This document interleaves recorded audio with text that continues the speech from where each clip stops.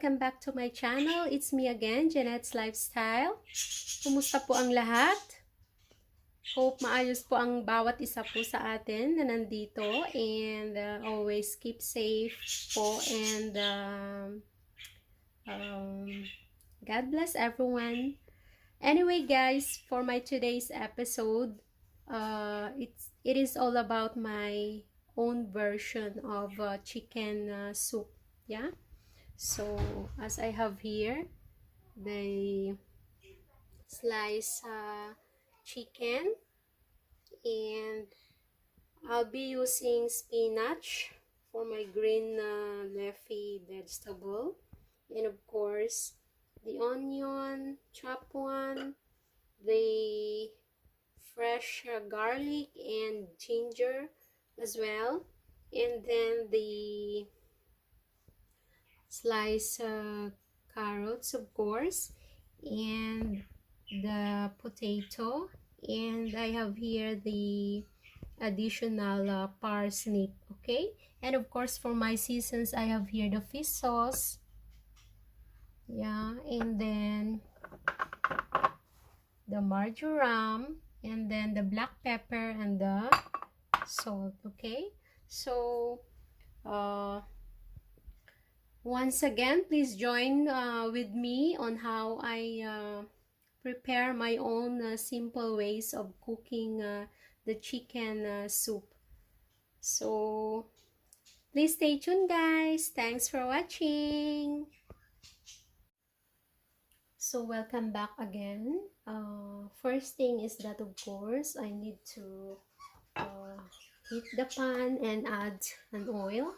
Yeah.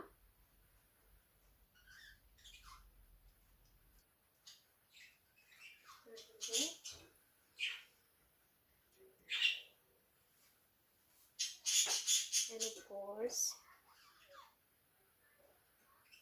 saute first the onion, yeah.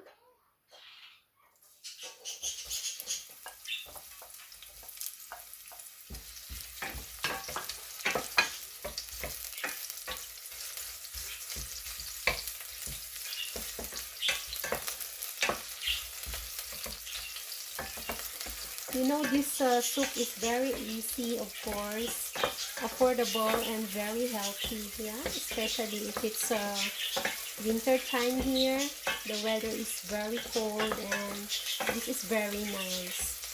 It's a comfort food for us. My kids love this. And of course, my husband.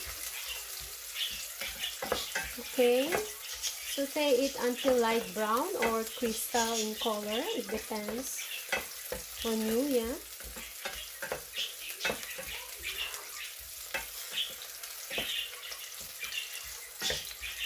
So next is that the garlic,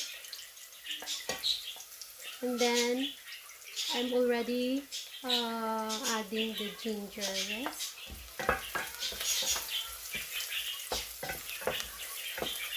In every soup I am doing, I am always putting ginger po, the fresh one, para po hindi malansa ang karne na ating niluluto. Ayan. And this is already the time that we need to add the chicken.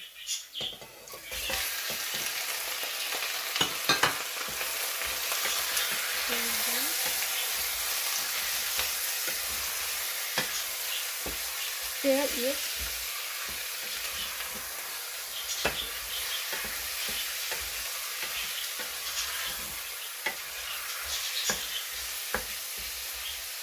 Okay. At this time po, I am already adding the fish sauce. Yeah.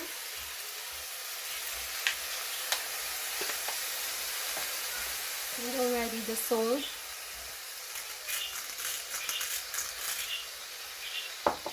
The pepper.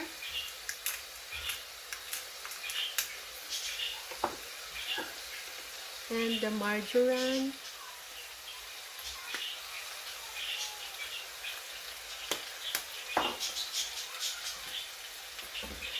I'm stirring it again.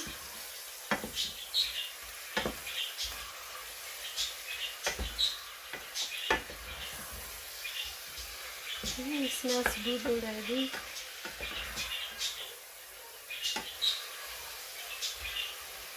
Okay.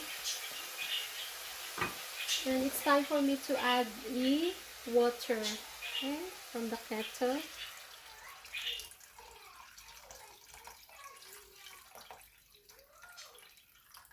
There you go.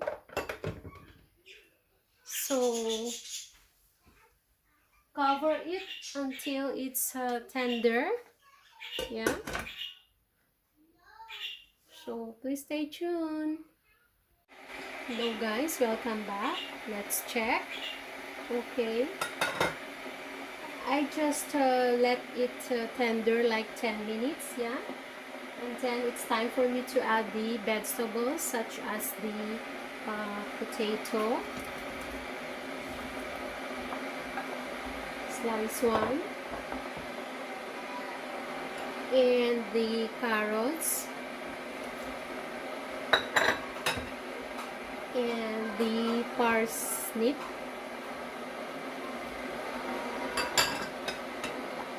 There you go. Just mix it, let it tender like 5 to 10 minutes again.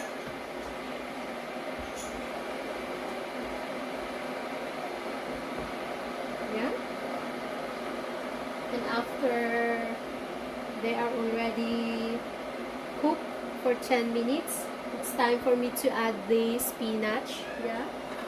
Later, this one. So cover.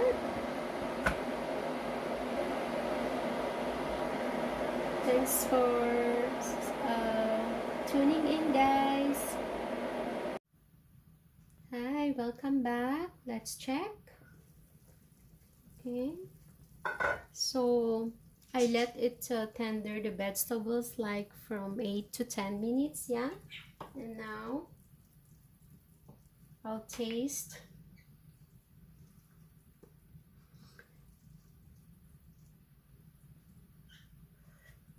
Okay, seasons are good. I just wanted to add this black pepper. I'm not putting it too much because my kids don't like that much. And it's time for me to add the spinach. Okay,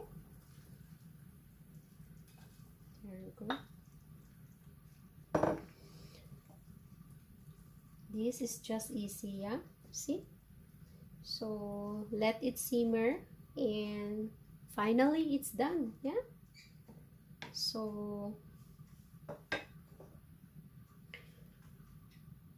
I'll cover it to simmer, and you need to serve it hot, of course, and I will show you how I put it into serving bowl. Okay, thanks for tuning in. So this is already my finished menu for today, which is my own version of chicken soup. Yeah, so hope you guys enjoyed watching my simple recipe. Yeah, so as what you see, this is very easy, simple of course, and very affordable, and of course the one thing which is very important is that very healthy. Okay, so if you are still new to my channel, please don't forget to like, comment, and share, and subscribe as well. And also please click the bell button for you to be updated for my new videos to come. Okay, so hope you're all doing well, guys, and once again thank you for watching, and stay safe, God bless everyone and love you guys. It's time for me to say bye for now.